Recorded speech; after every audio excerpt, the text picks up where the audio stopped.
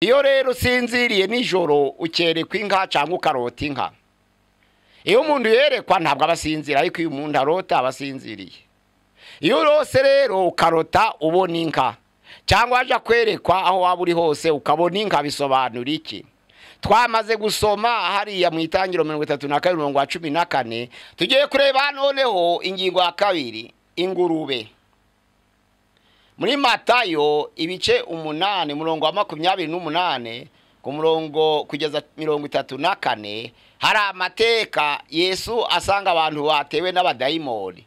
Baramubonye barataka cyane, baravuga batese duhuriye mwana w'Imana, kubengiye kutwica urupfu n'agashinyaguro igihe kitaragera.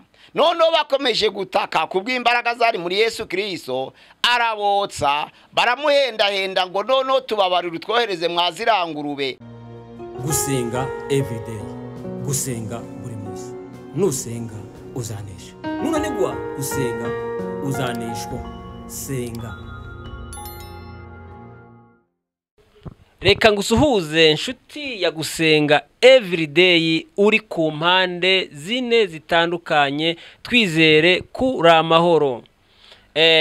Ni kuri cyane gusenga everyday, gusenga buri munsi. Nusenga uzanesha, nunanirwa no gusenga uzaneshwa. Twakiriye abari mu Burundi, abari mu Rwanda, abari mu biyaga bigari, mumva ikirundi n'ikinyarwanda, tubakiriye kuri cyane gusenga everyday. Abari muri Amerika, abari muri Aziya, abari muri Australia, abari mu Burayi, abari muri Aziya, tubabwira ngo Imana ibaho umugisha. Tutibagiwe abantu bari muri Amerika, turabakunda cyane kuko mubana natwe muri inshuti zakadasoba. Tukwibutsa ushobora kuba utarakanda subscribe, tukwibuka ngo kande subscribe kugira ngo uzubana natwe ku biganiro byacu tugenda tubagezaho. Nkuko mubona kuri kamera gusenga everyday, turi kumwe na Dr. Pasteur Mpazibirego. Uraho Dogiteri? Uraho neza. Turakwakire kuri cyane gusenga everyday, kaze. Tugiye kureba ijambo ry'Imana ryanditswe mu gitabo cy'Itangiriro ibice 32 umurongo wa 14 n'uwa 15. Turasoma na 33 umurongo wa 13. Itangiriro 32 umurongo wa 14 haratubwira hati: arara iryo joro yenda kubyo yarafite ngo abihe Esawu mwene se ho impano, ihene z'abagazi 200 n'iz'amapfizi 20 n'intama z'abagazi 200 n'iz'amapfizi 20. 33 umurongo wa 13 twumva uko atubwira. Aramubwira ati: databuja, uzi yuko abana badafite imbaraga, kandi ko imikumbi n'amasho mfite byonsa babigendesha uruhato, naho waba umunsi umwe gusa byapfa byose. Twateguye kuganira ku nzozi zacu, inzira zitumanaho hagati y'Imana n'abantu dukoresheje inzozi, cyangwa iyerekwa, cyangwa ihishurirwa, cyangwa ibonekerwa, cyangwa ubuhanuzi, cyangwa kwerekwa, cyangwa inyandiko zidasobanutse, cyangwa ubuhanuzi budasanzwe.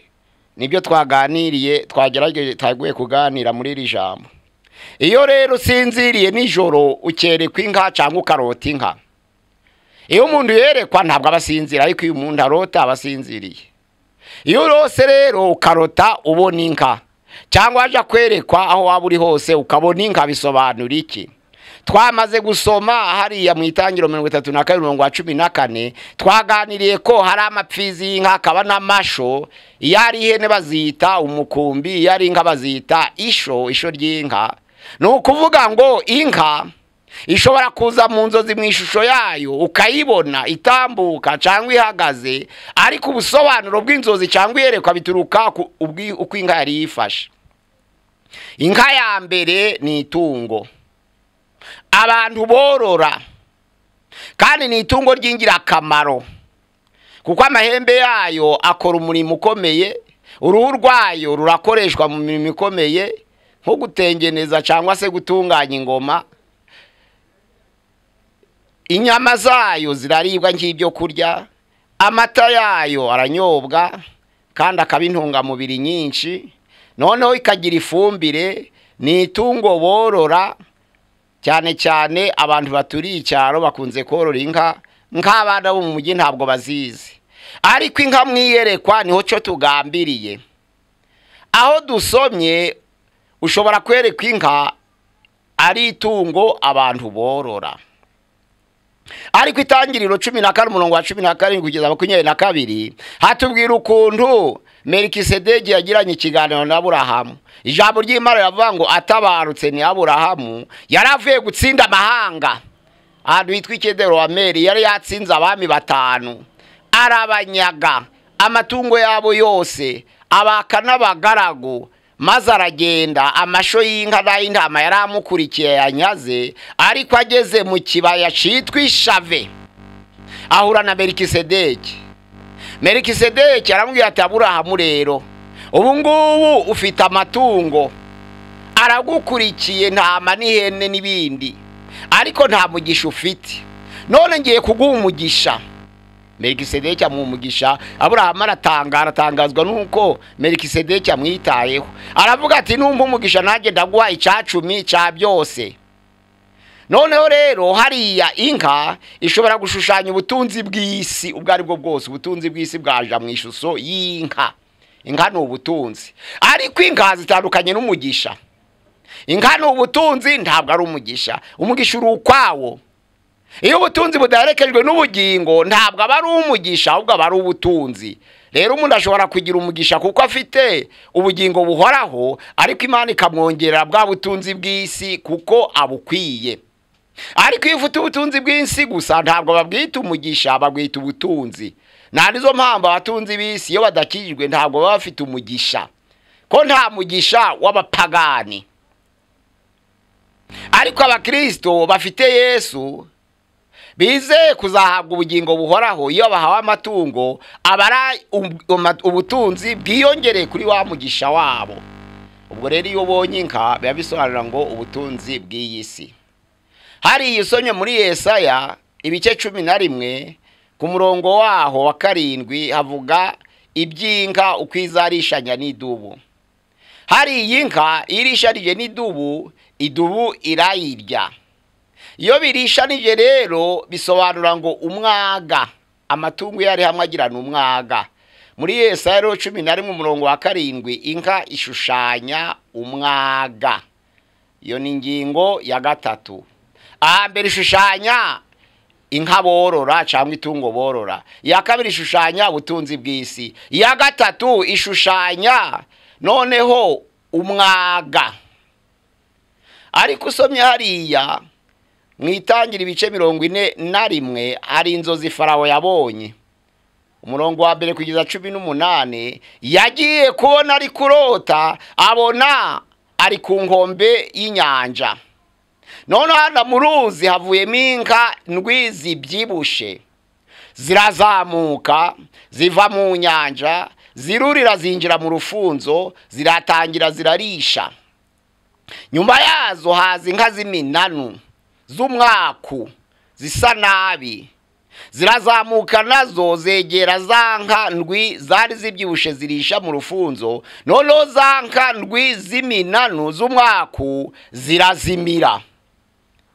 Noneho Farawo agiye gusobanuza inzozi, Yozefu aramubwira ngo za nka zibyibushe ni imyaka 7 y'uburumbuke, ariko za nka ndwi z'iminanu z'umwaku ni imyaka 7 izakurikira ya myaka 7 y'uburumbuke, zaba imyaka y'ubukene abantu bagasonza. Noneho mugire gutegura. None ibonye inka zibyibushe aba ari uburumbuke, ibonye inka z'umwaku z'iminanu aba ari inzara, aba ari ubukene. Noneho rero cyangwa ikirumbo. Iyo zivanze ziri hamwe aba ari intambara. Urareba rero ukitegereza ukareba ishusho y'inka abonye. Ya shusho y'inka ikaguhereza ubusobanuro mu nzozi. Iyo zivanze iz'umwaku n'izibyibushe, izinanutse n'izibyibushe bisobanura ngo intambara. Inka rero hariya mu Itangiriro 41 umurongo wa mbere kugera kwa 18 ni intambara. aha rero twumvise inka itungo ryororwa, ariko muri Zaburi ya 92 hariya ku murongo wa 1 kugeza ku murongo wa 8 hatubwira ibigwi by'Uwiteka ku mirimo yayo. Imana ikora imirimo itangaje, Imana ikora imirimo abantu n'ubwenge bw'abantu ntibabashe kubishikira, bakabyitegereza bagasanga birabarenze. None ijambo ry'Imana riravuga ngo iyi mirimo y'Imana iratangaje, ariko umuntu w'umuswa cyangwa w'injiji cyangwa w'inka ntabasha kubishikira. Iyo bakubwiye rero ngo uri inka, biba bisobanura ngo uri inkandagira bitabo, uri injiji, ntabwo wize. Umuntu w'injiji ni inkandagira bitabo, niwe bita inka, utabasha no gusobanukirwa. Ariko none umuntu w'injiji mu buryo bwo twitiga abasha kumenya iby'Imana mu buryo bwihishurirwa. Kandi Imana kuko ari itegeka byose yebasha kubihisha abanyabwenge, ikabihishurira abaswa mwiyerekwa, na wawe ndi winjije agasobanukirwa imirimo y'Imana. Ariko muri make iyo ubonye inka kenshi biba bisobanura ubujiji. Inka ya mbere ni itungo borora igira akamaro ikamwa. Ariko iyo bavuze ngo yari inka yarakaye, bisobanura ngo yabaye mu bihe biruhije. Manger une vache enragée signifie en durée de privation. Une vache grasse signifie la richesse. Une vache maigre signifie pénurie, la pauvreté. Noneho rero, quand on vous dit que vous êtes trop vache, c'est un proverbe qui dit que être trop sévère, vous êtes trop vache, vous êtes très sévère. Inka rero isobanura byinshi, nizo bamwe mwiyere kugomba kwitonda urebye uturutse ku bihe wari uhagazemo. Ese inka mbonye ni ubutunzi, ese inka mbonye ni itungo ryororwa, ese inka mbonye isobanura umwaga, ese inka mbonye isobanura intambara, ese inka mbonye bityo uko wagiye urabona itungo isobanura ubutunzi, isobanura ubukire bw'isi, isobanura intambara, isobanura umwaga. Noneho rero hariya umwaga ikongera igasobanura injiji. Injiji ni inka.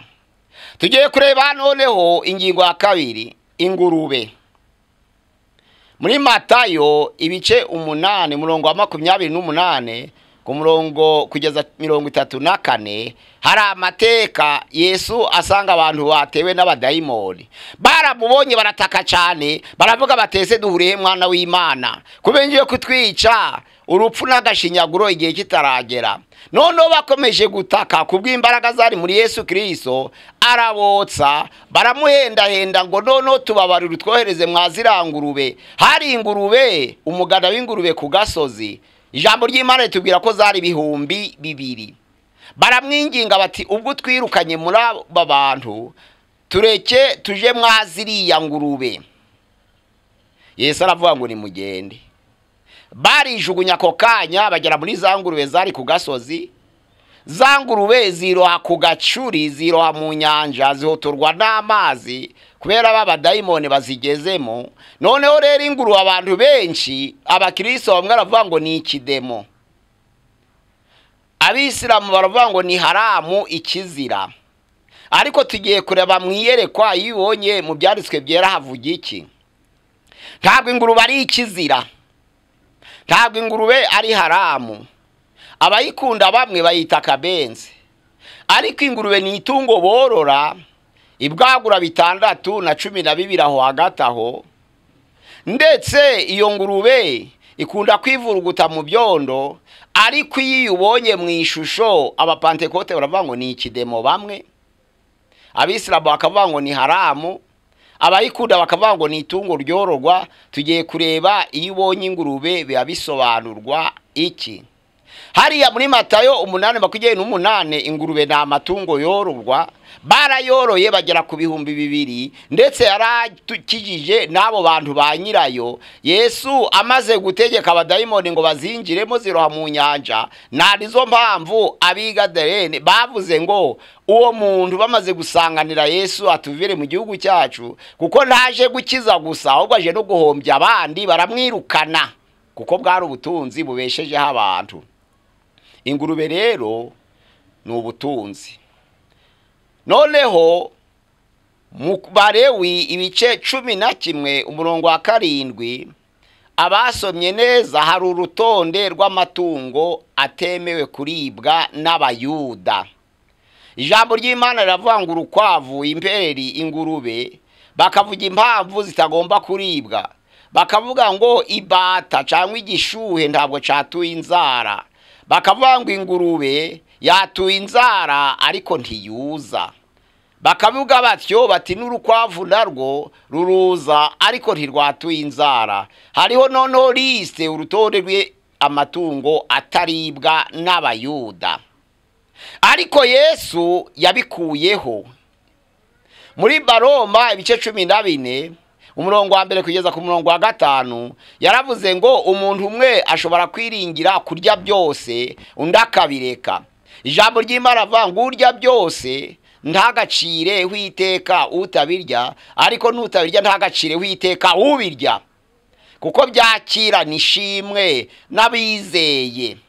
Ubwo rero umukristo w'ukuri ashobora kurya byose cyangwa akabireka byose, ariko ijambo ry'Imana riravuga ngo ntihakagira ucira imanza mugenzi we. Hariya rero mu Balewi ingurube ishushanya ikizira. Hariya muri Petero ya 2 ibice umurongo wa 22 haravuga ngo abamvise ijambo ry'Imana bakava mu by'isi bakongera bakabyiziringitiranamo, ngo icabaga ciza kuri bo nuko baba bataramenye ukuri ngo bakuvemo. Ngo noneho rero ngo rya jambo rigiye kubasohoreraho ngo ingurube yivuruguse mu byondo yari yuhagiwe, bisobanura ngo bari bayuhagiye bayigize neza, ngo ariko irongeye yivuruguse mu byondo. Ni umuntu waretse icyaha akongera akagisubiraho, ni umuntu waretse amafuti agatanga ubuhamya ko yabivuyemo akongera akabisubiramo. Uwo muntu wavuye mu byaha akongera akabisubiramo ni ingurube yivuruguse mu byondo ariko yari yabanje kuhagirwa.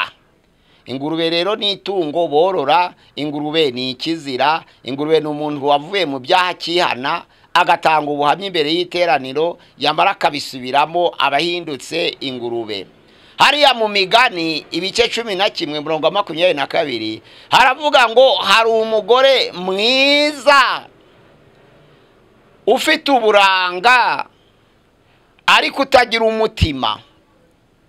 Uwo mugore mwiza ufite uburanga atagira umutima ngo ahwanye n'ingurube n'impeta y'izahabu ikwikiye mu zuru ry'ingurube. Bisobanura ngo ingurube ni umugore utagira umutima.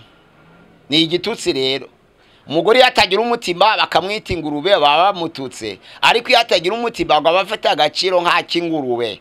Umugore mwiza ufite uburanga ariko akaba atagira umutima ngo ni impeta y'izahabu y'igiciro cyinshi barangije gukwikira mu zuru ry'ingurube. Aho ngaho bisobanura ngo kutagira umutima. Ukerekwa rero nijoro cyangwa ukarota cyangwa ukabonekerwa cyangwa ugahishurirwa cyangwa hakaza ubuhanuzi cyangwa bakabigusomera mu nyandiko zidasobanutse, noneho bakavuga ingurube.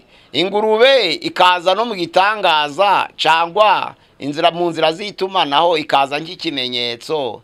Abantu barasobanura ngo buriya ni ikidemo, bamwe iryo ni ikosa, abandi bagasobanura ngo ni ikizira. Uko ni ukuri mu Balewi 11 umurongo wa 7, ariko ni ikizira ku Bayuda.